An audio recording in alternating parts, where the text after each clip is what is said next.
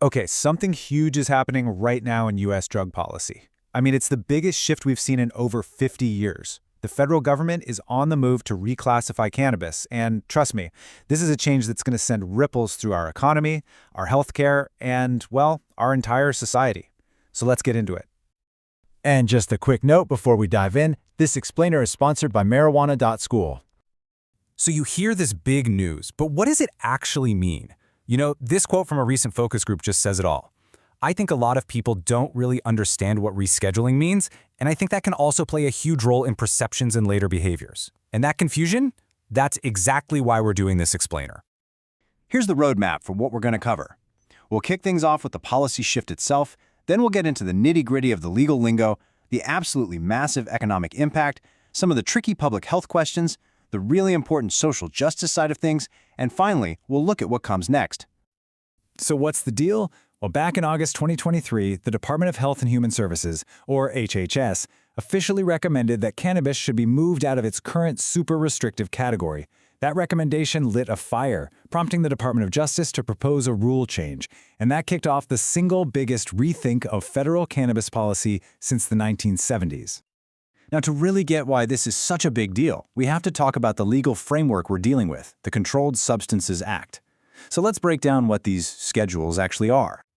For decades, and I mean decades, cannabis has been a Schedule I drug. That puts it in the same box as heroin and LSD. And the key thing to know about Schedule I is that the government says it has no currently accepted medical use and a high potential for abuse. The proposed change? It's to move it to Schedule III. This is everything. This category includes stuff like ketamine or Tylenol with codeine, and, here's the kicker, it acknowledges that a drug does have accepted medical uses. That one change in definition is the entire ballgame. You know, this moment didn't just happen overnight. This timeline really shows the long and winding road we've been on to get here. From the first real prohibition back in 1937 to the push for decriminalization in the 70s, then the whole just say no era of the 80s that pushed things backwards, all the way to California kicking off state-level medical use in '96. It has been a decades-long journey of shifting laws and opinions to get us to today. All right, let's shift gears and talk about one of the biggest consequences of all this, the money. Because the legal cannabis industry has turned into an absolute economic juggernaut. Just get a load of that number. The total economic impact is projected to hit almost $124 billion in 2025. And we're not just talking about the sales themselves, we're talking about the whole ecosystem of jobs and businesses that have sprung up around this industry. And this is a huge deal for states. Since 2014, they've pulled in $25 billion in tax revenue. That is money that goes directly into public services we all count on. I'm talking schools, public health, even environmental programs. And then there's the ripple effect. It's wild. For every single dollar a customer spends on cannabis, another $2.50 gets pumped into the wider economy. That's supporting folks in real estate, security, accounting, tech, you name it, the list just goes on. But here is the real game changer for the businesses themselves. Moving to Schedule III would be a massive relief. Right now, because of this crazy tax rule called 280E, they can't deduct normal business expenses. I mean, imagine running a shop and not being able to deduct rent or payroll. It's nuts. Getting rid of that would finally let them operate like a normal business, get a bank account, and actually invest in growing and hiring. Okay, so the economics are staggering, but obviously this conversation isn't just about money. It's also a really complex public health puzzle, with some serious potential benefits on one side and some known risks on the other. So let's look at both sides of the coin. On one hand, there's some really compelling research on something called the opioid substitution effect.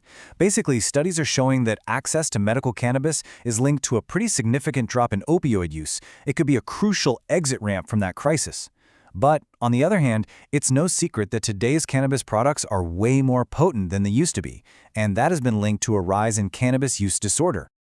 And this right here might be one of the single biggest upsides to rescheduling.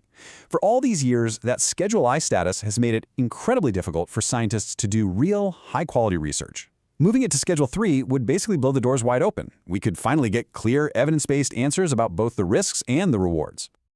This brings us to what is, for so many people, the absolute heart of the issue.